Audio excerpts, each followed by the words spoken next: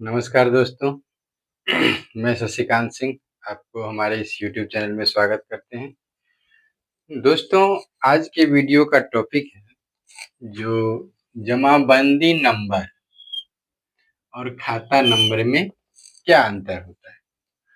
दोस्तों, ये अपने आप में एक बहुत बड़ा सवाल होता है, जो जमाबंदी नंबर में क्या है और खाता नंबर क्या है।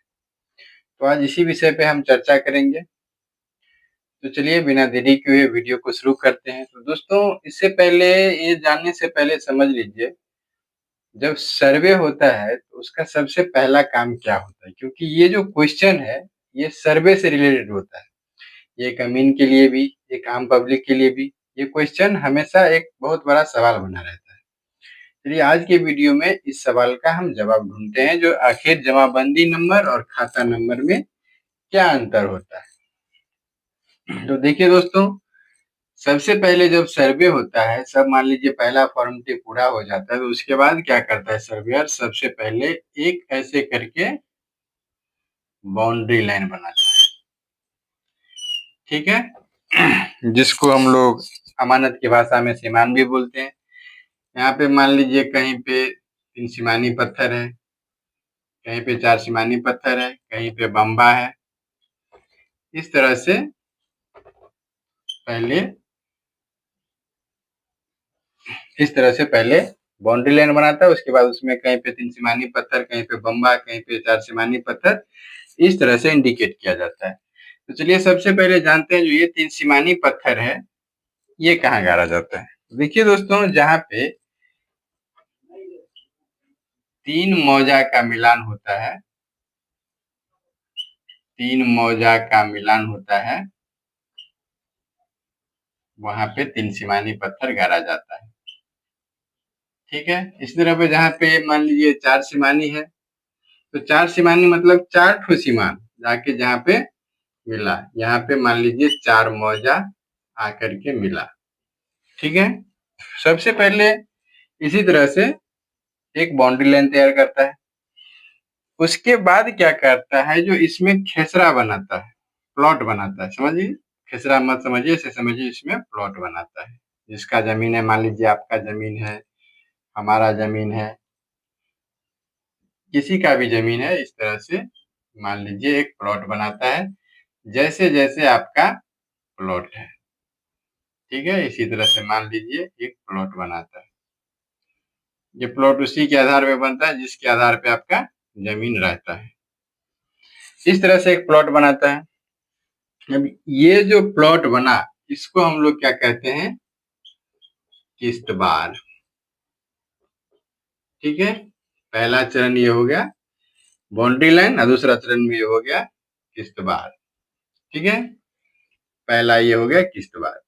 अब दूसरा नंबर में क्या होगा, दूसरा इसका जो दूसरा पार्ट होता है वो होता है खाना पूरी, ठीक है।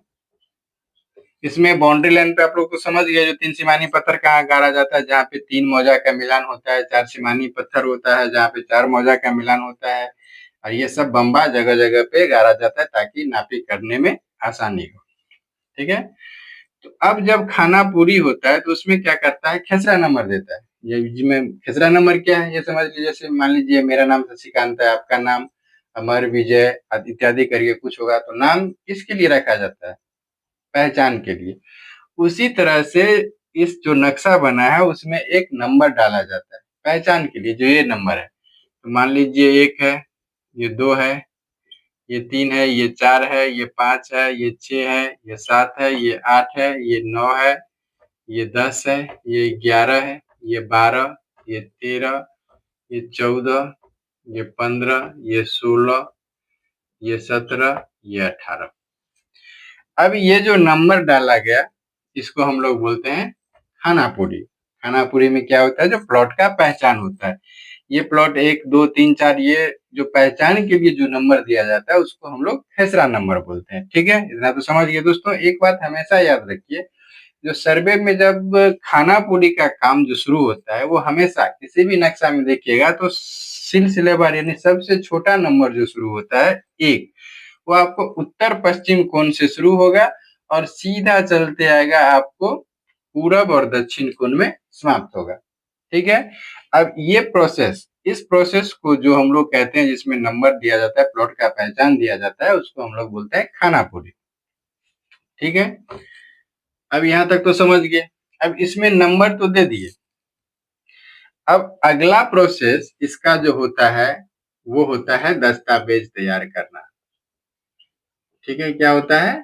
दस्तावेज तैयार करना।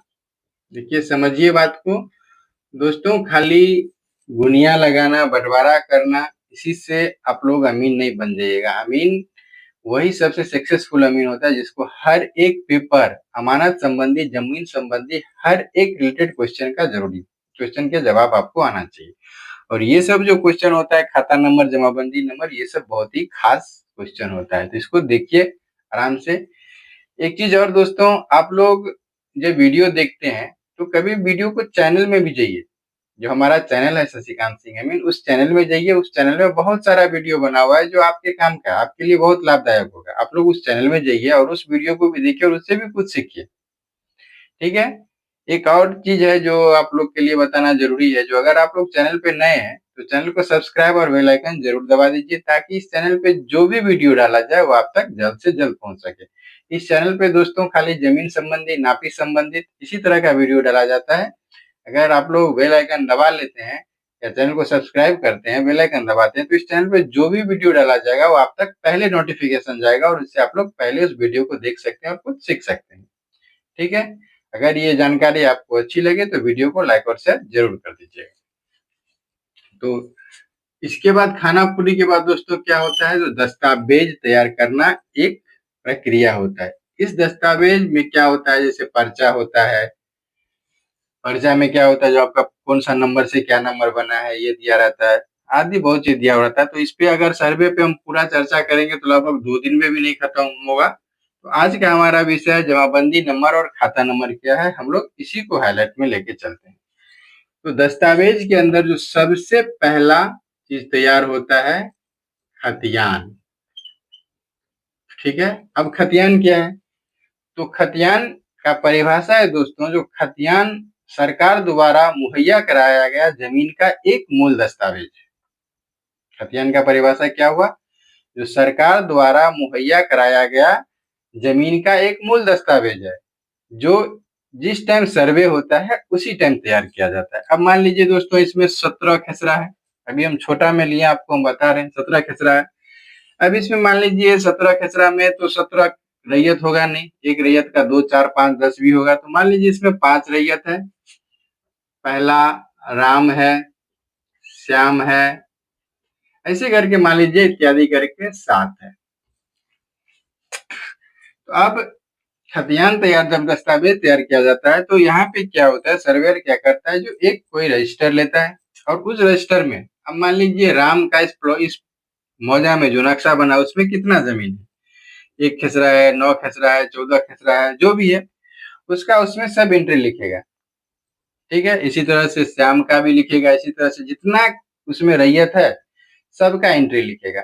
जमीन किस किस्म का है, भीट है, धनहर 1 है, धनहर 2 है, या मकान में सहन है जिसपे घर बना हुआ है, आम बाग है, इत्यादि जो भी होगा। यानी जिस जिस राम का जितना जमीन है इस मौजा के अंतर्गत, उसमें जमीन के बारे में हर एक डिटेल उस डायरी में डालेगा। तो मान लीजिए अब पहला एक डायरी में तो एक ही आएगा नहीं, इसमें जितना है सब आएगा। अगर ज्यादा है तो रजिस्टर चेंज भी होगा, दूसरा रजिस्टर लेगा।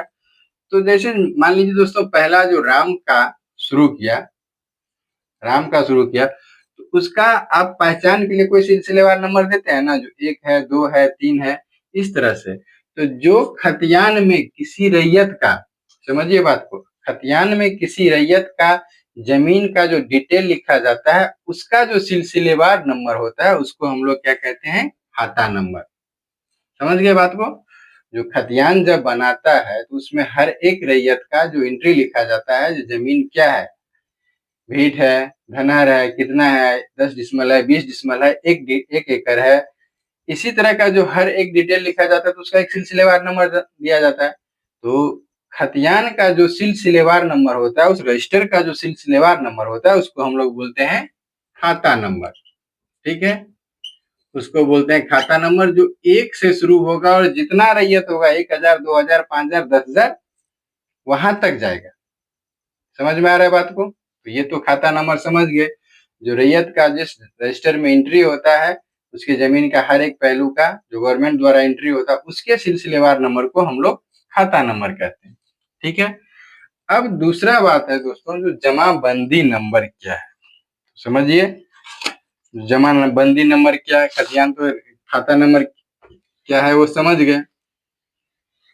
अब दूसरा समझते हैं, जो जमाबंदी नंबर क्या है।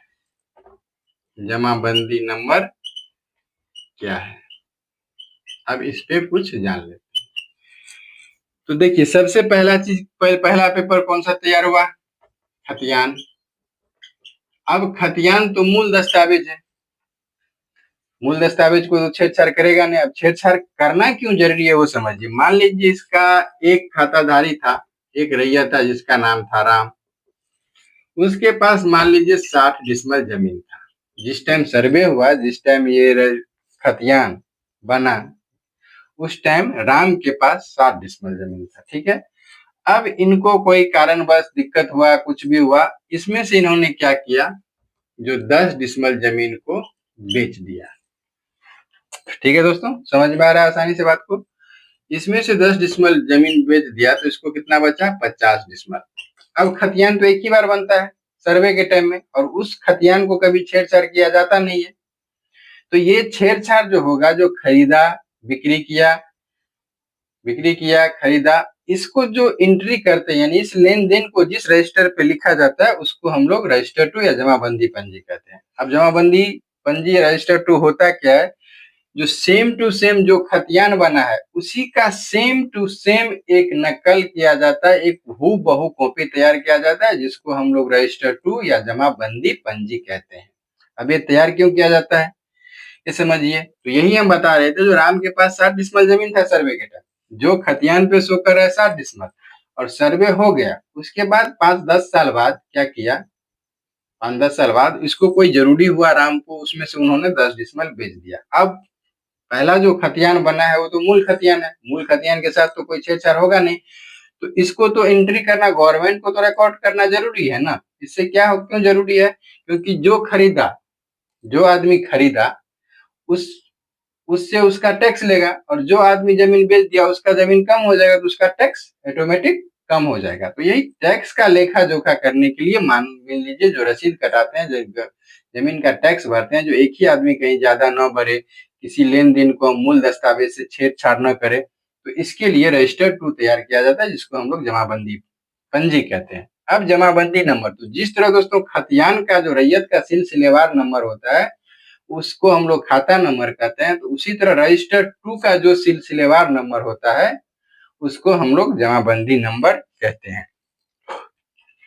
ठीक है। तो कभी आप लोग के मन में एक सवाल होगा, जो मान लीजिए इसमें भी 50 रैयत है और फिर 85 रैयत है, तो 50 रैयत का सिलसिलेवार नंबर वही होगा, तो वही खाता नंबर, वही खतियान नंबर हो सकता है क्या? उससे ज्यादा कम नहीं होगा। देखिए, किसी किसी केस में मान लीजिए जमाबंदी नंबर और खाता नंबर एक हो सकता है, लेकिन ये कोई जरूरी नहीं है। वो तो डिपेंड करता है लिखने वाले के ऊपर, जो उसका जमाबंदी, मान लीजिए खाता नंबर 1 से शुरू किया है और जमाबंदी पंजी का सिलसिलेवार नंबर 50 से शुरू करेगा, तो उसका अलग हो जाएगा। लेकिन जितना रैयत है उतना ही जमाबंदी पंजी होगा कि नहीं होगा, ये कोई जरूरी नहीं है जो उतना ही पंजी होगा, वो उससे ज्यादा भी हो सकता है। अब क्यों ज्यादा होगा, क्यों कम होगा, ये भी समझ लीजिए। अब मान लीजिए ये 11 खेसरा है, 11 खेसरा, 9 खेसरा और 12 खेसरा, 3 खेसरा किन्हीं एक आदमी का है। ठीक है। ये मान लीजिए श्यामलाल का है। ठीक है, श्यामलाल का। अब इनको क्या हुआ, 2 लड़का हुआ, मान लीजिए ललित और दूसरा कोई भी नाम रख लीजिए राम, 2 लड़का हुआ। ये श्यामलाल मर गए। अब ये दोनों, इसका जमीन तो इस दोनों में ऑटोमेटिक डिवाइड होगा ना। तो अब ये जमाबंदी जो इनका नंबर था वो एक था, एक ही नंबर था जमाबंदी नंबर। अब यही जमीन इनको 2 लड़का हुआ तो 2 पार्ट में बढ़ गया। तो यहाँ पे क्या होगा, जो एक जमाबंदी नंबर बढ़ जाएगा। तो इसी तरह से जितना खाता नंबर है ये कोई जरूरी नहीं है जो उतना ही जमाबंदी नंबर होगा। ठीक है, वो जमाबंदी नंबर बढ़ेगा घटेगा। अब एक तरह से और समझ लीजिए, जो मान लीजिए ये कोई तीसरा आदमी है, मान लीजिए संजय है, जो किसी दूसरे गांव का है और इस गांव में आके, इस मौजा में आके मान लीजिए 15 डिसमल जमीन खरीद लिया। खरीदा किससे? मान लीजिए अजय से खरीदा, अजय से खरीदा। तो अब अजय में से क्या होगा, 15 डिसमल जमीन माइनस होगा। 15 डिसमल जमीन जितना था इनका, इसमें से 15 डिसमल माइनस होगा। तो इस माइनस को हम लोग क्या बोलेंगे अमानत की भाषा में, खारिज। और संजय में ये 15 डिसमल ऐड होगा यानी जुड़ेगा, तो इसको क्या हम लोग बोलेंगे, जो दाखिल। यानी एक में दाखिल हुआ, जो खरीदा उसमें दाखिल हुआ और जो बेचा उसमें खारिज हुआ। तो इसीलिए इस प्रोसेस को दोनों को जोड़ दीजिएगा तो क्या लिखाएगा, दाखिल खारिज। इसीलिए इसको हम लोग दाखिल खारिज भी बोलते हैं और अंग्रेजी में म्यूटेशन भी बोलते हैं। तो शॉर्टकट में दोस्तों ये समझ गए, जो रजिस्टर 1, खतियान को हम लोग कभी कभी रजिस्टर 1 भी बोलते हैं, लेकिन रजिस्टर 1 कोई समझता नहीं है, खतियान का ही समझिए। तो जिस रजिस्टर में सरकार द्वारा उनके जमीन का हर एक ब्यौरा लिखा जाता है, उसको हम लोग खतियान कहते हैं। यानी खतियान का तो परिभाषा ही था, जो जमीन का सरकार द्वारा मुहैया कराया गया मूल दस्तावेज, और उसका सिलसिलेवार नंबर जो होता है 1, 2, 5, 10, उसको हम लोग खाता नंबर बोलते हैं। और जो मूल दस्तावेज है वो तो कभी छेड़छाड़ होगा नहीं। मान लीजिए कोई खरीदी किया, कोई बिक्री किया, तो उसका तो लेखा जोखा गवर्नमेंट के पास रखना होगा, नहीं तो जिस नहीं रखेगा तो जिनका जमीन है वो बेच भी दिया, लेकिन उनको क्या होगा, टैक्स भरना ही पड़ेगा। तो इसके लिए क्या हो जाता है, उस ट्रांजेक्शन को रिकॉर्ड करने के लिए एक अलग से हूबहू खतियान का नकल किया जाता है दूसरे में, जिसको हम लोग जमाबंदी पंजी या रजिस्टर 2 कहते हैं। और रजिस्टर 2 या जमाबंदी पंजी का जो सिलसिलेवार नंबर होता है उसको हम लोग जमाबंदी नंबर कहते हैं। ये कोई जरूरी नहीं है दोस्तों, तो जमाबंदी नंबर कभी कभी सेम भी हो सकता है, खाता नंबर जमाबंदी नंबर कभी कभी नहीं भी हो सकता है। जितना जमाबंदी नंबर होगा, जितना खाता नंबर होगा, उससे कहीं जमाबंदी नंबर ज्यादा भी हो सकता है, कहीं पे कम भी हो सकता है। ये क्यों हुआ, इसका प्रोसेस, इसका हर सवाल का जवाब आप लोग को मिल गया होगा दोस्तों। अब हमको लगता है जो इसमें खाता नंबर और जमाबंदी नंबर में क्या अंतर है, ये आप लोग समझ गए होंगे, इसमें आपको कोई डाउट नहीं होगा। अगर फिर भी कोई डाउट हो तो कमेंट कीजिएगा। किसी और सब्जेक्ट पे, किसी और विषय पे, नापी संबंधित खाली होना चाहिए, इस पे कोई और डाउट हो, जहाँ पे आपको समझने में दिक्कत हो, तो उसको आप लोग कमेंट कीजिएगा। हम हर संभव 2-4 दिन के अंदर, 1 सप्ताह के अंदर आपके कमेंट का, हम डाउट का जवाब देंगे, क्लियर करेंगे। तो दोस्तों आज के वीडियो में इतना ही। एक खास रिक्वेस्ट, अगर आप लोग चैनल पे नए हैं तो चैनल को सब्सक्राइब और बेल आइकन जरूर दबा दीजिए। अगर ये वीडियो अच्छी लगी हो तो वीडियो को लाइक और शेयर जरूर कर दीजिएगा। फिर मिलते हैं दोस्तों कल एक नए वीडियो में, तब तक के लिए जय हिंद, जय भारत।